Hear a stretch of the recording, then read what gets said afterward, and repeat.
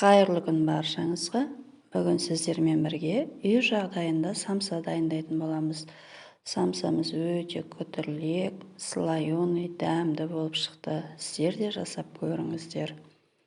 Ол үшін бізге ең алдыменен ыдысымызға жұмыртқамызды салып, үстіне тұзымызды салып, алдын ала өлшеп алынған қаймағымызды салып, 1 келі масса болғанша араластырамыз.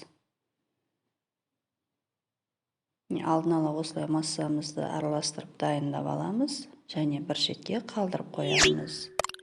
Менің YouTube арнама тіркелмеген болсаңыз тіркеліп, қоңыраушаны басып кетіңіздер. Алдағы уақытта көптеген жаңа рецепттермен бөлісемін.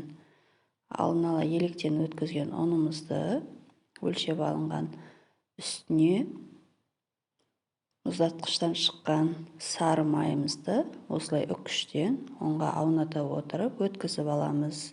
Яғни, онменен майымызды араластырып, крошка жасайтын боламыз. Келесі майымызды салып, дәл солай етіп, онға ауната отырып, тағы да үккіштен өткізіп аламыз. Барлығын осылай өткізіп аламыз. Және өткен майларымызды онменен араластырып отырамыз. Майларыңыз қатты болса, қолдарыңызға жабыспай тез-тез өтетін болады. Өте қатып тұрған майды алғандарыңыз сол үшін дұрыс. Болмаса тоңазытқышқа салып қойсаңыздар да болады. Міне дайын болды. Ортасын ашып, алдын ала дайындап қойған массамызды құйып, қамыр илейтін боламыз. Артық ұн, жұмыртқа салудың қажеті жоқ. Толық рецепті төменде описанияға қалдырып кеттім. Дәл сол рецептпен жасасаңыздар, ешқандай ұнды қажет етпейтін болады. Міне қамырымыз дайын болып жатыр. Осылай қолымыздың икемімен баса отырып, қамырымызды илеп аламыз. Дайын болған қамырымызды пакетке салып, холодильникке қалдырып қоямыз.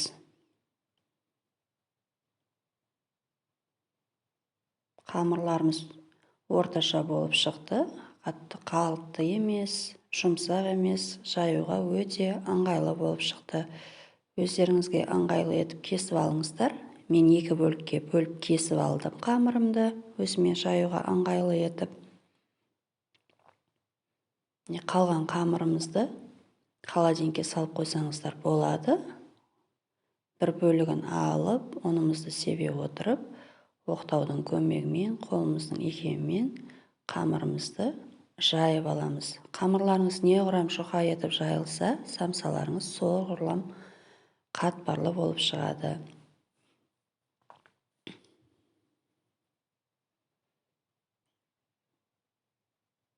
Осылай екі шетін баса отырып, қамырымызды дөңгелек етіп жайып аламыз.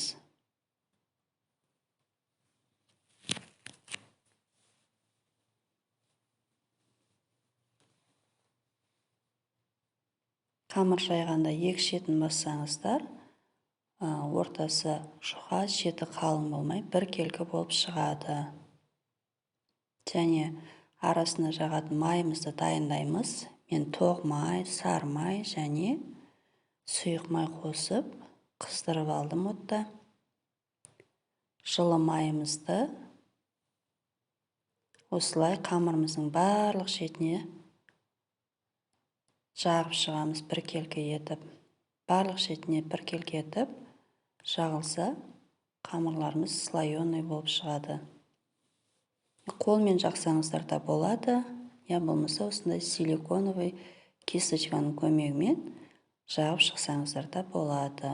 Ол міндетті емес. Дайын қамырымызды бір шетке алып қоямыз. Дәл солай етіп, екінші қамырымызды жайып, қамырымыздың үстіне қойып, алдын ала ерітіп дайындап қойған майымызды тағы да екінші қамырымыздың үстіне жағып шығамыз. Бір тегіс етіп, барлық жеріне жететіндей етіп,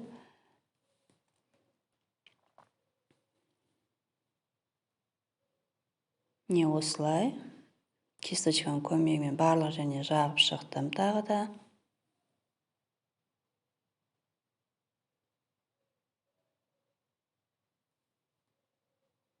Майларыңыз барлық жеріне жағылса, қамырларыңыз сол құрылым қатпарлы болып шығады. Міне шетінен бастап тығыздап, арасына ауа қалдырмай, қолдарыңызбен баса отырып, орап шығамыз. Міне осылай қысып, дайын болған қамырымызды пакетке салып, холодильникке қалдырып қоямыз. Енді арасына салмамызды дайындаймыз. Менде етпенен пияздан жасап жатырмын бүгін самсаны. Пиязымызды осылай майдалап етіп турап аламыз. Етіміз майлы болғандықтан мен ешқандай артық май қоспадым.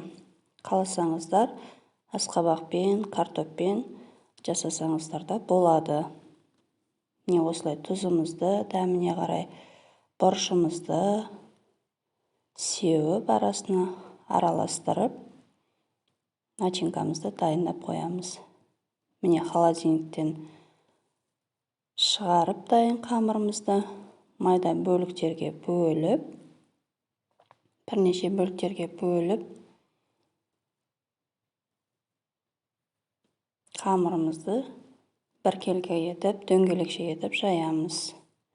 Міне қолымыздың екеуімен осылай дөңгелек форма жасап аламыз. Дәл ортасынан басып жасасаңыздар қамырларыңызды, самсаларыңыз піскенде өте қатпарлы болып шығады. Міне дәл осылай етіп, өздеріңіз көріп тұрғандай, солай істесеңіздер қатпарлы болып шығады піскенде. Мен дайын қамырымыздың жартысын ғана пайдаландым. Жартысының өзі бір противен самса шықты. Өздеріңіз барлығын пісірсеңіздер де болады. Міне осылай дөңгелекше етіп, қатты жұқа етпей, қатты қалың етпей, орташа қылып жайып аламыз. Және өз қалауларыңыз бойынша әртүрлі формада түйе берсеңіздер болады. Барлығы өз фантазияларыңызға байланысты. Міне осылай арасына начинкамызды салып,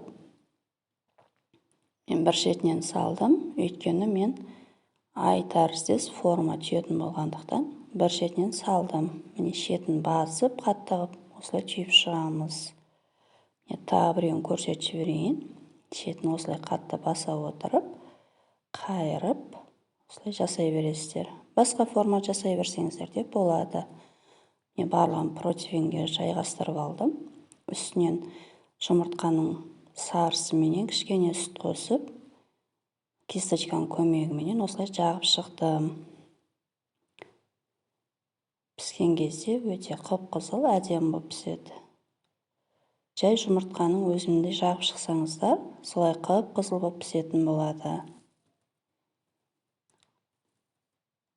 Қалауларыңыз бойынша бетіне күнжіт, мак сепсеңіздер де болады.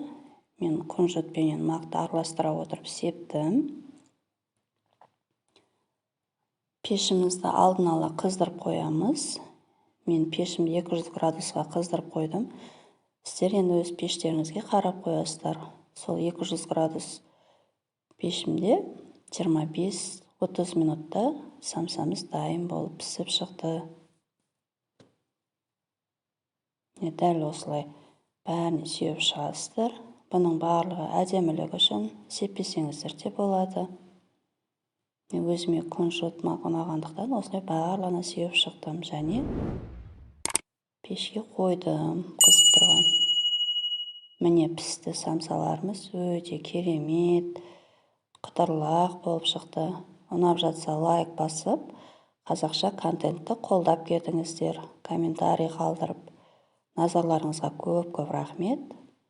Сау болыңыздар.